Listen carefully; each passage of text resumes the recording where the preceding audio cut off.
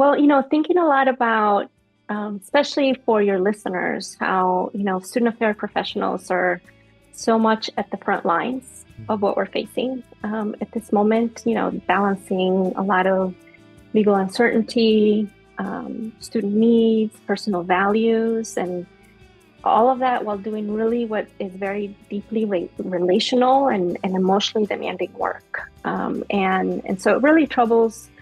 I just think a lot about the impact that all of this is having on everyone, and that kind of erosion of confidence and trust that can build up when you see your leaders acting in very contrary ways to what you think, the values of higher education should be.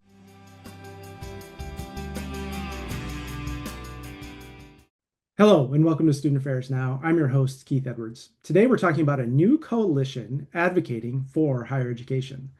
The Alliance for Higher Education seeks tonight to unite all of higher education to defend and improve the field as a foundation or pillar of democracy with principles around freedom, self-governance, and fair opportunity. I'm excited to be joined by two of the key leaders launching this exciting new initiative. Student Affairs Now is the premier podcast and online learning community for thousands of us who work in, alongside, or adjacent to the field of higher education and student affairs. We release new episodes every week on Wednesdays. Find details about this episode or browse our archives at studentaffairsnow.com. This episode is sponsored by Evolve. Evolve is a series of leadership coaching journeys designed to bring clarity, capacity, confidence, and empower courageous leadership to reimagine the future of higher education. As I mentioned, I'm your host, Keith Edwards. My pronouns are he, him, his. I'm a speaker, author, and coach, empowering higher ed leadership for better tomorrows for us all through leadership, learning, and equity. You can find out more about me at keithedwards.com. And I'm recording this from my home in Minneapolis, Minnesota, which is at the intersection of the current and ancestral homelands of both the Dakota and the Ojibwe peoples. Let's get to our conversation. Liliana and Mike, I'm so glad to have you here to talk about the Alliance for Higher Education. Let's begin with a little bit of introductions of each of you and sort of your broader work in higher education and then your connection to the Alliance. And Liliana, we're going to start with you. Well, thank you so much, Keith, for the invitation to join you. It really is a pleasure. So Liliana Garces, I use she, her, hers, ella pronouns. I suppose you could think of me as a repurposed lawyer. I was trained as an attorney. I clerked for a federal district court judge afterwards. I worked as a lawyer for the ACLU before going back to grad school for my training as a social scientist, and then my path into academia. But my connection to higher ed, and really to this moment, really goes much earlier when you think about my educational journey. And I have a immigrant background. I was almost 12 when my mom made a very courageous decision to immigrate to the United States from Colombia in search of educational opportunities. And she sacrificed a lot. She left everything behind. And we made the journey without documents in search of that educational opportunity for my future.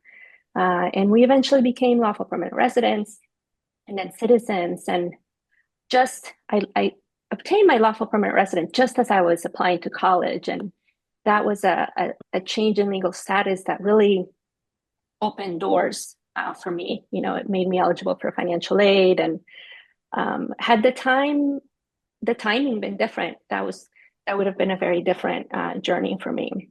And I went on to undergrad, law school, and really had the opportunity to end up litigating cases before the Supreme Court in really trying to defend the constitutional rights of other immigrants in our country. So that's the kind of journey where you think about what education can offer someone, like opening opportunity, allowing someone like me who, immigrant, low income, first generation college student to realize like the highest aspirations that my mom had for me, that I had for myself. And, at the time it really was to become a lawyer and contribute to our society here in the United States, having come from a country like Colombia, where at the time things were so corrupt, politics, the law, and you had such also divided economic society with very few, with a lot, many with very, very low resources, and in a very small middle class. And so I really, when we came to the United States, I viewed the legal system as this really foundational pillar for our democracy. And I wanted to contribute to that and do it as a public interest lawyer where you're representing those who can't represent themselves. I think that was a balance that I really felt I wanted to contribute to our society. And so my connection to the Alliance for Higher Ed really comes from that lived experience, that professional trajectory of seeing what education and experiencing what education can make possible. Understanding that, it's a story that's too often the exception, that education really serves so much more to exacerbate inequities instead of really opening doors and understanding how fragile those possibilities are, particularly in the last few years. And so I feel really incredibly fortunate to have the opportunity to use that experience and my skills as a formerly trained lawyer and also as a social scientist to apply all of that to practice and to our work. Wow, that's a great sort of intro to you into this work, and it kind of reinforces the sort of aspirations and the gap between the aspirations of higher education and some of the realities. So thanks for sharing all of that. Mike, tell us a little bit about you. So, thanks, Keith and Liliana. Thanks for sharing all that. It's interesting having worked with Liliana for a number of years. I knew all that like history, but not in that narrative form. So it was really good inspirational to hear that. And thematically, obviously, lived experiences are quite different. But thematically, they're very similar to what Liliana said in terms of the work that my upbringing, but also how it fits in with the Alliance. In this way, I grew up on the north side of Chicago and went to through the public school system, which I loved there. And I would not ask people to actually check the data here, but it's around this in terms of the demographic makeup of my classrooms were around a third white, a third African American, a third Hispanic, with some other demographics represented, all the way K through 8. K through 12, I was playing sports, and my sports teams were just as diverse all the way through. The differentiator was that by the time I got to freshman year in high school, my classrooms for the honors and AP classes that I was in were almost monolithically white. Mm-hmm. And that same racial sorting was present in the zip codes that my friends and I all lived in. And at the same time, we did not have language for the following, but now obviously I've learned it, which is so we could see the way that education was reproducing the social oppressions that existed outside of the walls of high school. And we also had the insight, in the conversations we had, outside of school, that it didn't have to be that way. That the borders that Liliana was talking about from one country to another or between classes, et cetera, that we saw in high school, in the zip codes and in the classrooms were all really artificially created, but were maintaining themselves. And higher ed could have been, or excuse me, at this point, high school, but my higher ed experience was there are liberatory elements to education that need to be reconsidered and reimagined. And so I became, I did the graduate school work. I had a doctorate in American Studies that applied critical race theory through all of the work and became ultimately a president of a community college, Delta College, for a number of years. But the work was always the same, whether I was teaching literature, my focus was African American literature, or whether it was as an administrator, it was all about that one insight that I discussed earlier about my high school and K through 8 experience, and really thinking about the ways in which that educational systems are actually tools to potentially disrupt that kind of social and racial oppressions and lack of equity. And so, like I would say that Liliana and the work that we've been doing together for a number of years, and the rest of our team as well. I think it's more of a calling that we feel and have, that sort of is a through line for our work. It's not necessarily the positionality that we have, and all of that is not necessarily um, of meaning. It's more about the grander outcome and laying the foundation for a better outcome for the country that we're living in today, and hopefully reform over the time that we are doing our work. Yeah, awesome. Well, let's get to the alliance. Mike, how did this what's the sort of the origin story? How was this get initiated and how did this come into being? Well, that's a sometimes I ask myself that same question, Keith. Um, but How did we get here? that's right. Like, what am I doing? Right? Yeah, and how do we get it exactly, Lily?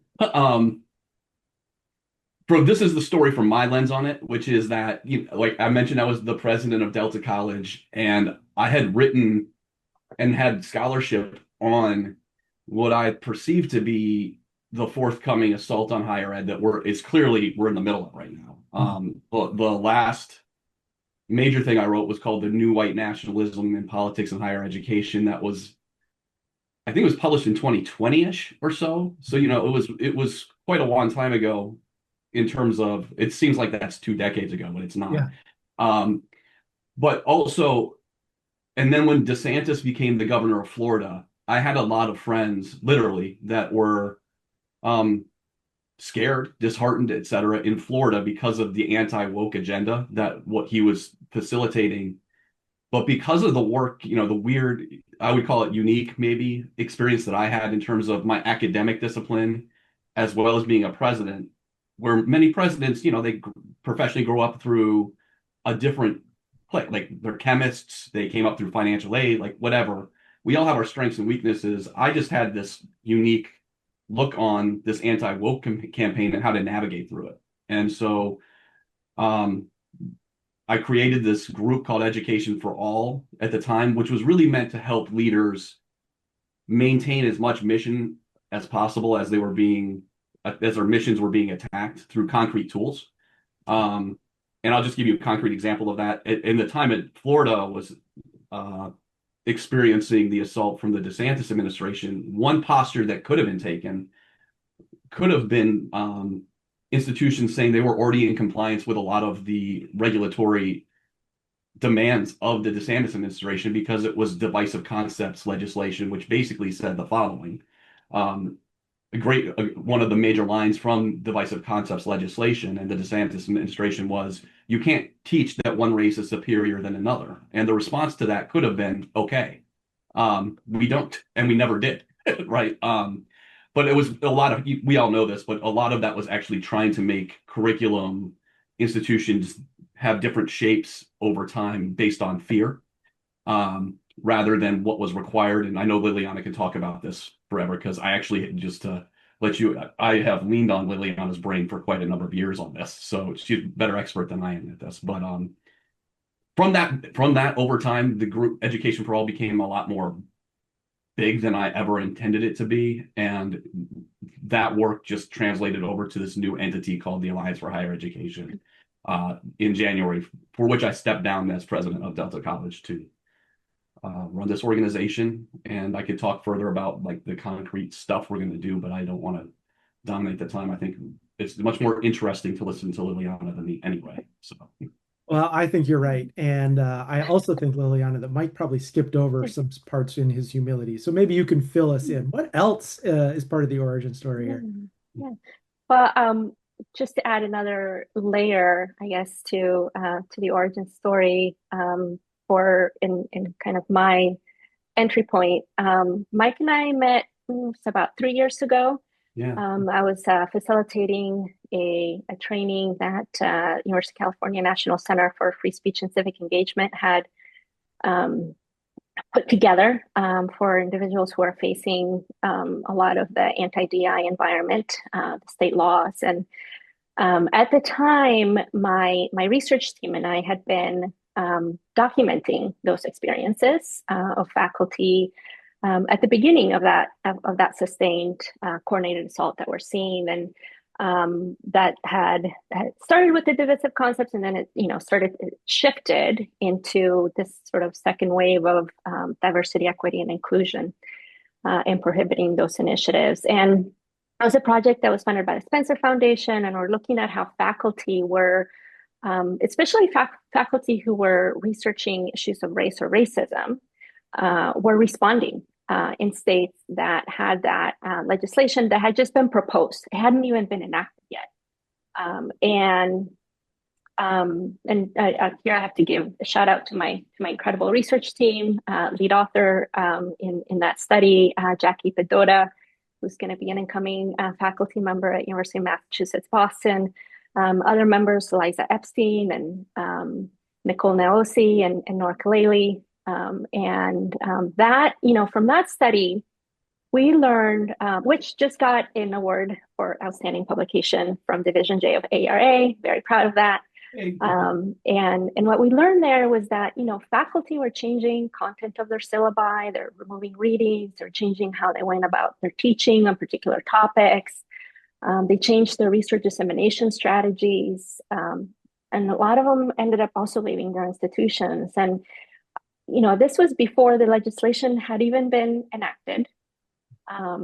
Legislation that was targeted at programs and initiatives. We don't think about it as connected to knowledge, but in fact it is. And a lot of those responses were really coming from faculty feeling very alone, who felt the need to kind of protect themselves from kind of becoming a target.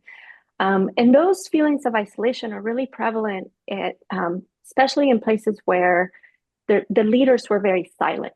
Or they were like, oh, let's just wait and see what happens. And they weren't actively really attentive to the concerns, or they're kind of downplaying the concerns that faculty have, which, is also kind of understandable given the challenging social political environment that we're in. But those were responses that made it so much harder for faculty to stay the course. And they were kind of left on their own to navigate those pressures. And so I was presenting on these findings and kind of also highlighting the fact that not all faculty ended up responding this way, that when they had their deans or their chairs, verbalize, stay the course, when you're told, your rights are protected under the rights and responsibilities of academic freedom, or they were connecting what faculty were doing to the very mission of the program or the college, that they didn't shift course, that they stayed focused on their research, even though they were feeling these pressures. And so, those were lessons that really, from those findings emerged that when you have a coalition and you have faculty, those are faculty that in fact, they didn't change course because they were supported by these external organizations that were telling them these messages, or the internal actors that were telling them these messages. And so that really disrupted that sense of isolation that faculty were feeling, that was kind of creating that climate of fear. And so I was presenting these findings when I met Mike. And after that, he and then with that research, I was really emphasizing the importance of coalition and the importance of thinking of higher ed as an ecosystem that is not just the actors inside the colleges and universities. It's also all these other intermediary organizations that are part of that ecosystem that can really shape the actions of actors inside. And so Mike invited me after that to attend the Education for All meetings that he was hosting. And it was really a privilege for me as a researcher to be in the room with these really incredible leaders, to learn from them, to get to talk about my research, and then as those meetings kind of continued, I was like, oh my God, Mike is literally, you are creating the very thing that this research was asking for. And so it was just a really fortunate, beautiful effort that he was engaged in, and that I felt called to continue to do with him as it became the Alliance for Higher Education. It's, I mean, it's incredible, privilege to be able to use your research and findings to influence policy and practice in this way. And I was very ready for it, given the time of my career where I was and the challenges that we're facing as a field. Yeah, and I think it's great to sort of be leading an industry that often prefers to not so much lead but follow, right? And I think to really be leading in that space, I think is really great. I want to go back to something that Mike alluded to and you sort of built on, which was this uh, fear driving a lot of these decisions rather than requirements and legislation. And I was just at ACPA and heard from several folks that folks at their institution who had been fired were told directly by institution leadership, we can fire you and lose the lawsuit, or we can lose all of our state funding. That's the situation we're in. And so we're going to fire you and you can sue, and we think you're going to win. But the option is all of our state funding being removed. And so that's just the very tangible example. And you pointed to these very difficult position that leaders are in. And what do you do and how do you navigate and do all of that? Mike, I'm sure I can see you have something to say about that, but so go ahead. And I also, so go ahead, Mike. Let's do that and we'll come back to Liliana. Well, I was just gonna say, a number of things actually really quickly, but most primary one is that um, a lot of leaders really don't know what they're allowed to do or not or should not be doing because they're relying on risk-averse legal counsel, and they're not having in the room people like Liliana or somebody who has some sort of understanding of how to read this legislation and the gap that exists between the rhetoric of the legislation and what's actually happening in classrooms. Or in this case, we got a whole bunch of student services people listening, in offices like, your multicultural center, your diversity, equity, inclusion center, your African American affinity group, whatever it is, right? All of these things are actually most of the time in most states absolutely legal. They are absolutely legal by federal law, right? I say I give legal advice, but I'm not a lawyer. So that's the opposite of most legal counsels out there. But I also was going to say that the true enemy here is the one who puts these leaders in a paradoxical position of the sort that they're. So it's real easy to blame a president or a board. I do think that one thing for people who are listening, the Alliance has tools that are concrete to manage up also. So say you're still at the institution, I think it's absolutely legitimate for people to point to we have a tool called the Framework for Autonomy in Difficult Contexts, for instance, which really means framework for understanding the assault on higher education and the ways in which to advocate for yourself and your institution, especially with regard to diversity, equity, and inclusion, and ask leaders for what are the clear lines and be loud about them to the point that Liliana was making. Like, people self-police because they don't know what the rules are. It's okay to ask for what the rules are. And it's also okay to ask that, are you really sure that's what the law said? And also, I think the last part is, some of these institutions and some of these areas could easily reallocate people into different positions that are still mission centric. Those are questions that are operational and obviously within the decision-making authority of a president or something to that effect. But I'm just throwing these things out there. The last part is what I'd say is I would absolutely emphasize some of the things that Liliana was saying in the context of a lot of what's happening right now is about feelings, right? It's about fear or lack of it. Actually, the theoretical premise for most of my work, including the Alliance, stems from Audre Lorde, who tells us that feelings were not meant to survive in patriarchal and capitalist institutions that have always privileged white and heterosexual people. And so really thinking through how feelings matter, and not in the euphemistic belonging kind of rhetoric that's often thrown around, but people have never felt like they belong on campuses. A radical reimagination needs to occur for us to deliver on democracy in higher ed. So I'll be quiet now. Yeah, thanks. Yeah. Thanks for that. That's super helpful. I want to go back to Liliana. I think people hear about the Alliance for Higher Education. We have a proliferation of acronyms using a lot of the same words. And so Alliance is a little different, but we have all these associations. We have Spencer. I mean, you mentioned a bunch of them. And I love that you're including all of that in this broader ecosystem. It's very sort of empowering for me to think about not just colleges and universities, not just large publics and community colleges, but also all these other entities around being together, but help folks understand what the Alliance is and isn't. Yeah.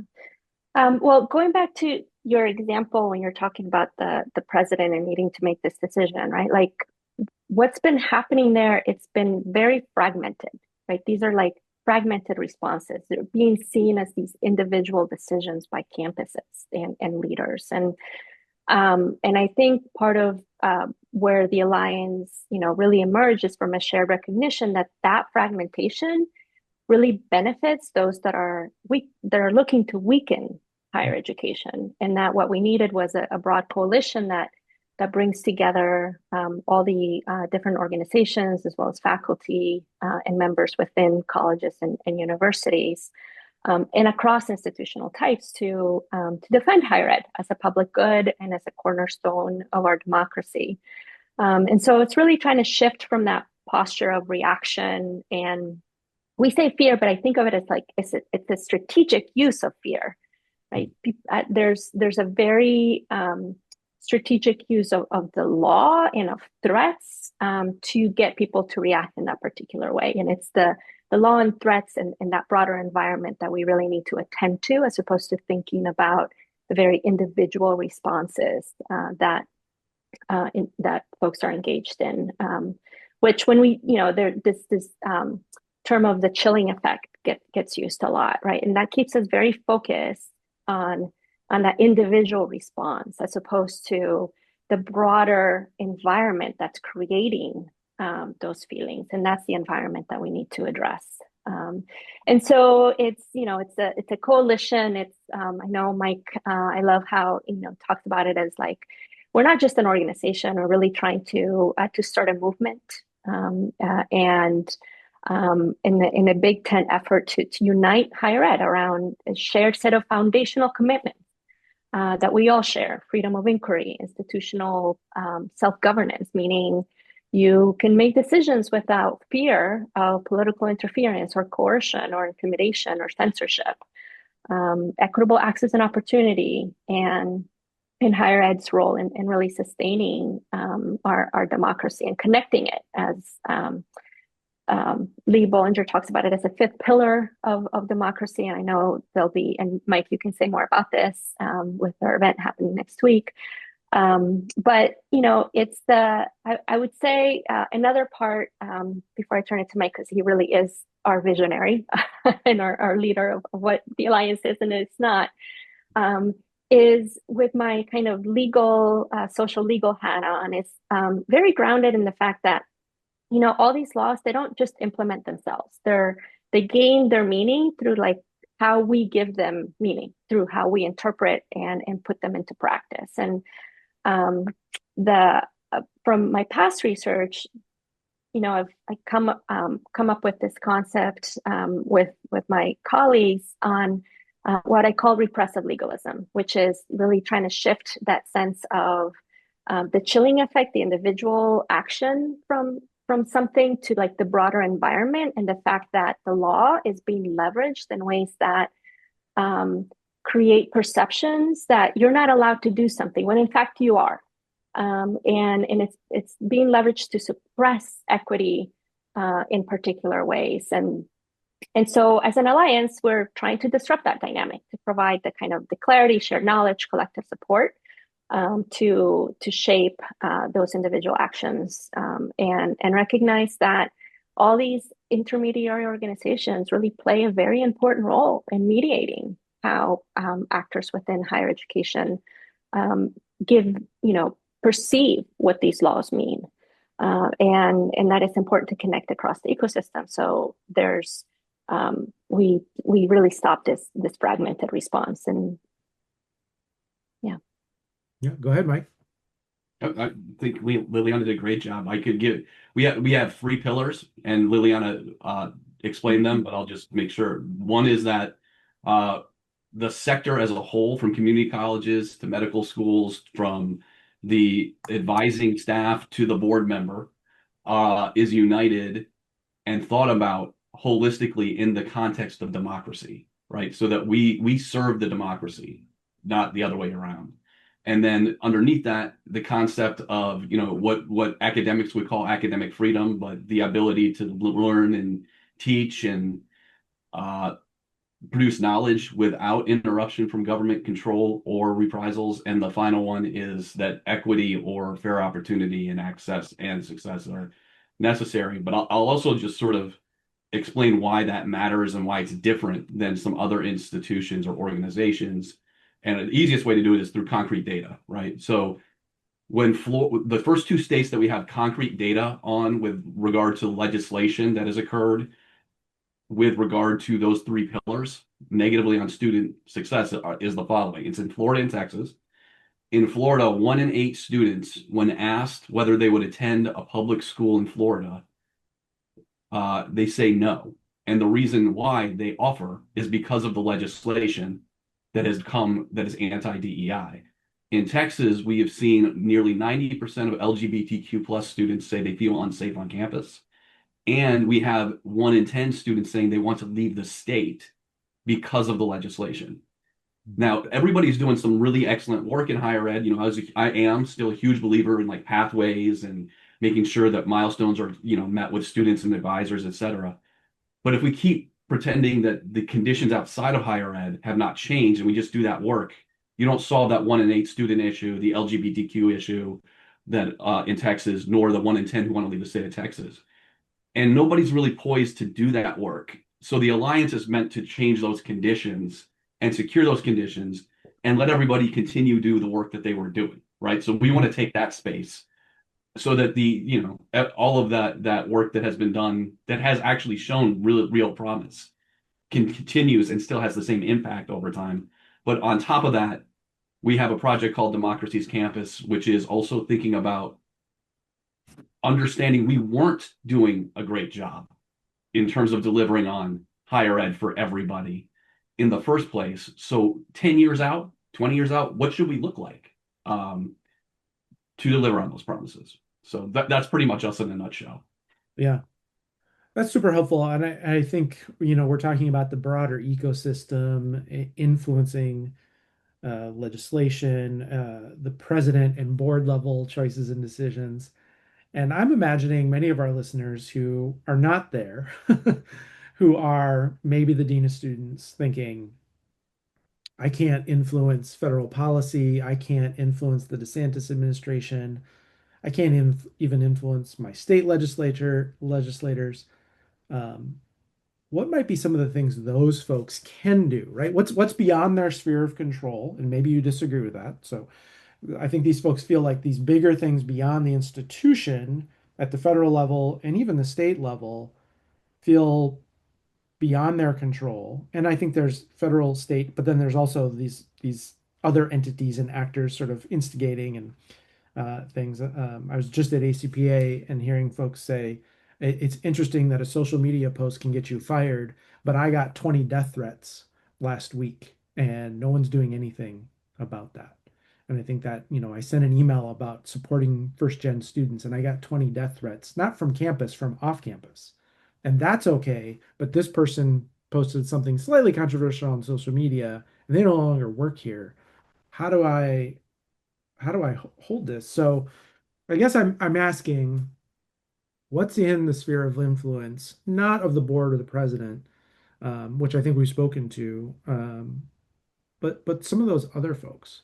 What sort of advice would you give to those folks, Mike? Yeah. So, and I know Lillian has some stuff to talk about this too, but I thank you for that question, Keith. I think that's actually a really important question in terms of a lot of the tools that we have on our website, and I can give you like concrete examples of them. Yeah, we'll get all of that in the show Yeah. notes for sure. But are focused on finding spaces of agency for people in different seats, right? So we don't create like rhetoric. We say we try to figure out the dean of students, for instance, that what is your sphere of influence and how can you, there is that managing up element that I mentioned, but there's also, there's also the idea that um, take it, which depending on which example you want to use, but take the example of the person who's fired for a first gen student email, or the person who has gotten vitriol back is what is your example. Yeah. I actually think that to be really academic about it, the discursive frames that are put on the hallways, meaning that what's not talked about in hallways is actually very impactful in a negative way in the hallway and the culture of the institution. And so raising those issues, but in a way that I think could be framed, especially if you were in the student affairs area, by academics in a way that is producing learning and how to talk about these issues in a way that candidly we haven't really done a good job with in the last decade. In term, like, a lot of it is cancel culture, and it's or I'm not going to bring it up because I'm scared. But those are the moments of growth, and those are the moments that higher ed needs to situate itself in strongly. I have a couple pieces on that I'll put in the chat too, about Charlie Kirk and how we should actually be real about how we remember what he did, and also use this as a moment and opportunity for real difficult conversations that should be had about national memories, cultural memories, history, what those things are for. Those are just some quick examples, but I also think it's worth, in terms of policy with regard to people being fired for a social media post or something to that. I think it's if that has not visited your institution, that's again one of those. I think it's worth unions having conversations with the administration about what that looks like. This is a moment where there's more common ground, or should be at least. There should be almost more common ground about those three pillars: autonomy, academic freedom, and equity. Then, I mean, if we can't agree on those things, we have a problem at our institutions. And some of them we do have a problem at our institutions with. But I think these are moments where you could, through structures of governance, hallway conversations, et cetera, and we have tools for this, raise these issues in a way that could ultimately provide clarity for people and hopefully some emotional safety as a result. And I really do think that is being brave enough to just raise the issue. And maybe you need some help finding out the safe person to raise it too. That's fair, but I think it's a longer answer than you probably wanted, but No, that's great. Liliana, what would you add? Yeah. Well, I think about that, the response coming where the firing versus the support, and that's we're out of balance when it comes to how we're assessing risk. And the risk is very much about what comes from that repressive legalism, that perception, and really attending to like what these outside actors are threatening, and needing to, responding from a place of needing to kind of concede to those pressures versus thinking about the risk that your actions are going to present for your mission, for the students that you're trying to support, and through that educational journey. And so we need that we just need to rebalance, I think, that those pressures for our field. Yeah. But can I add this? So Liliana, you make a really good point. I think one thing that's implicit in what she and I are saying, but I'll make it explicit, is that there are a lot of people on campuses who feel the same way, but they feel isolated. And I do think, it is a heavy lift to like take the risk to have a conversation. But my experience has been, especially those who are not in the cabinet level, have the opportunity to find people like them in more in at a more scaled level than they may believe. That people actually agree with each other on these issues more than not, and you might get some cold responses, but those are, and we remember, like, looking at social behavior and all this, right? We remember the worst things, not the best things, right? So you're going to have one out of 10 people who's going to give you the cold shoulder. But I would actually say, start having these conversations, build coalition within your institution, and if you have to, try to manage up in the ways that I've talked about before. Yeah, there's a scalable thing here. The two of you and the Alliance are trying to have higher ed be less fragmented by state, by institution, and build more of a coalition. And your advice is, within an institution, don't you yourself be fragmented, find other people to build that coalition with the institution for the support. What can folks expect to see coming from the Alliance in the future? And if folks are really listening to this and really excited about it, how can they get connected? You want me to take that first? Yeah, go for Yeah, it. go for it, Mike. So easy connection. Follow us on LinkedIn. It's Alliance for Higher Education. The website is allianceforhighered.org. We have a sign up for a newsletter there.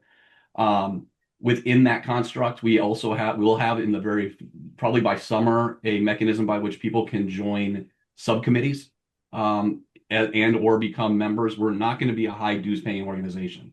By meaning like we're thinking about dues for individuals being like $5. Mm. Uh, and you would only have to do, and you're not going to have to pay for the newsletter or anything. It's just if you want to be part of the committee.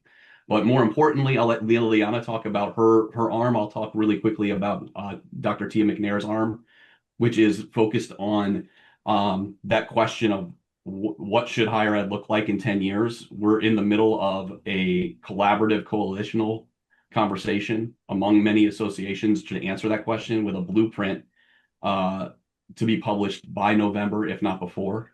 Some easy, real quick things that people could do too, though. Midterms will matter. Make sure, and there's no reason not to engage in You mean getting. elections, not finals, right?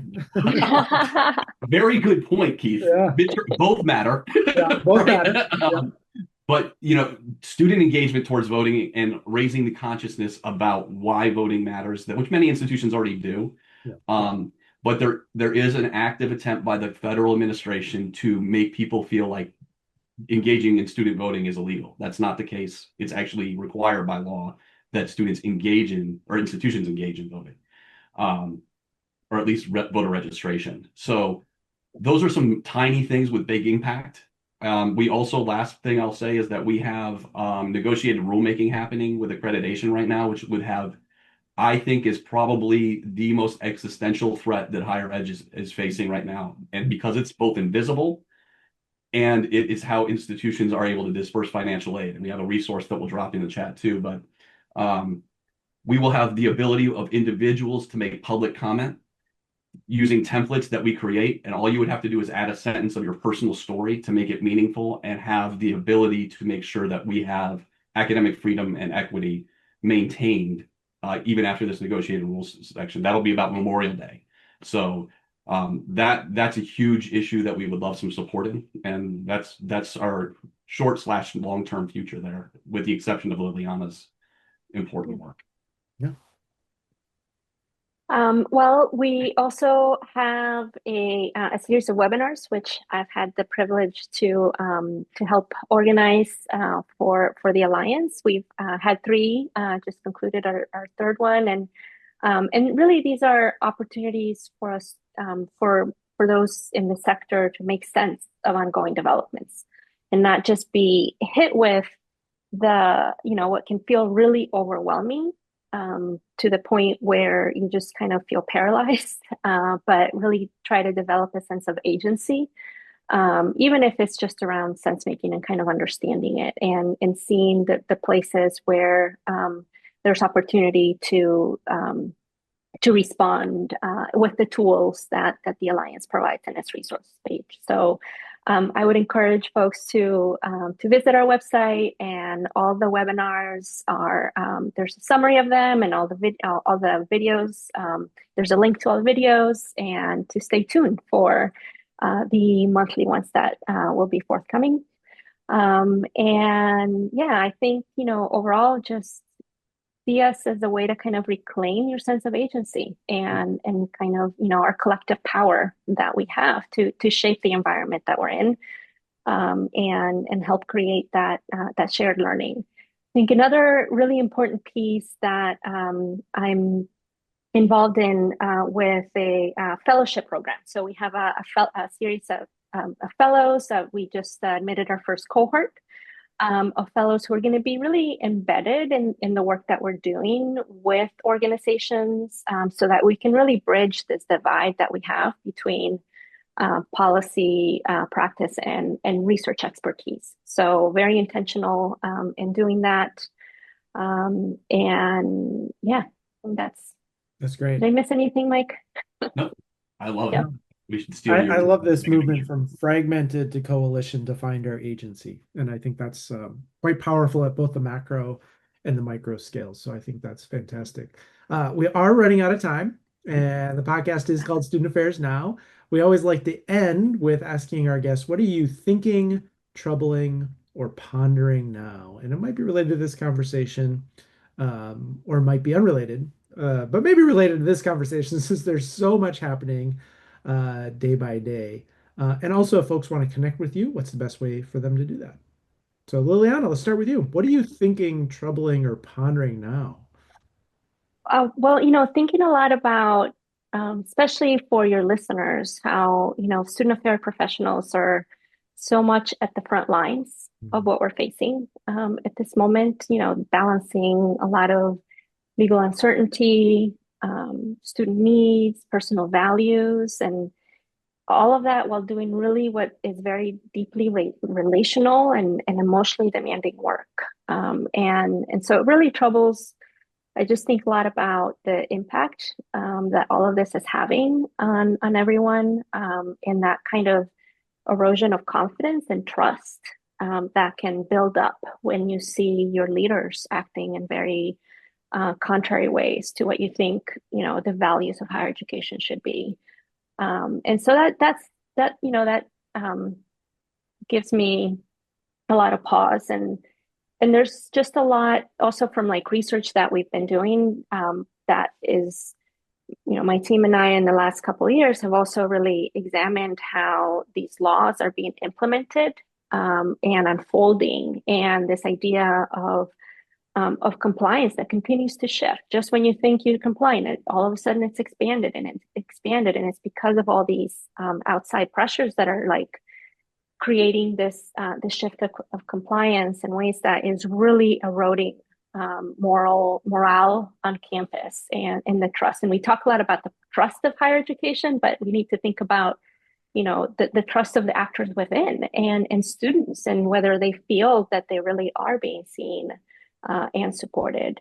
And at the same time, what gives me hope is seeing how that can shift when leaders name their values out loud, when they can defend the values of higher education, and the more that we can do that collectively, I think the more that we're going to be able to disrupt this climate. And so, I think as a faculty member, what I feel the most when I take off my hat as the Alliance and I put on my hat as a faculty member, one of the most rewarding things that I get to do is, be in the classroom with students who are coming from all different kinds of backgrounds, who are learning about themselves, about one another, about the society that we're in.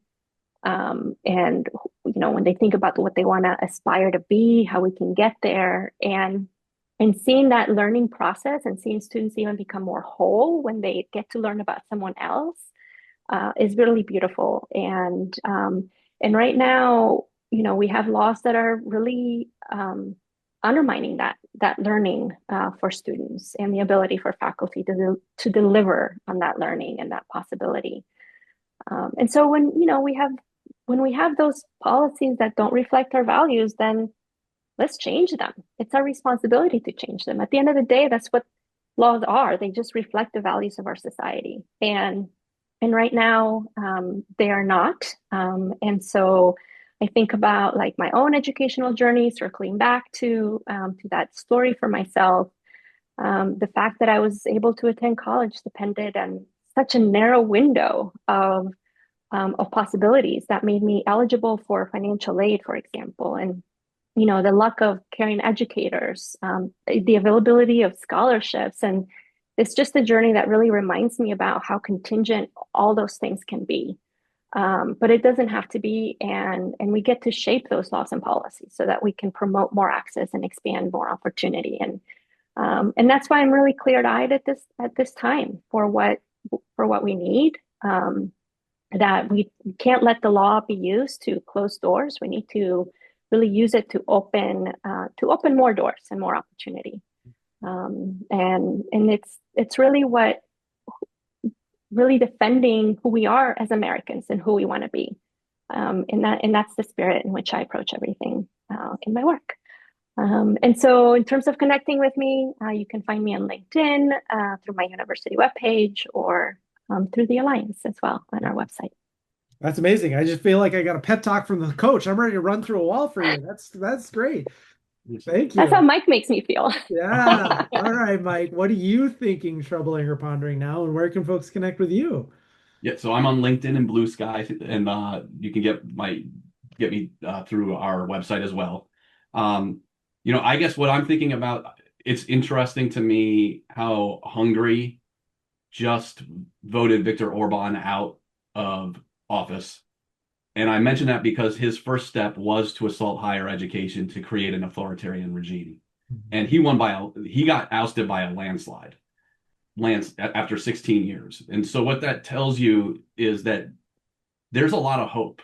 And I don't mean that in terms of who's currently in office in the White House. I mean it in terms of what's happening where, in Texas, Florida, Iowa, there people care about these issues. And it's also what troubles me is obviously whether or not I'm doing a good enough job in all this, because it's a lot. But then on top of it, that the themes that we described here are being felt in the law, in medicine, in public health. Like we are not alone. We're part of an ecosystem that is feeling the same and through the same exact tools, feeling those pressures. And so trying to like on my mind often is how do we make this clear that even to the people inside higher ed, but also outside of it, that it's the democracy and what you're feeling in your office, in a higher ed space, somebody in a law office is also feeling and because of the same exact pressures, the same exact weaponization of it, basically often money, but it's other things as well.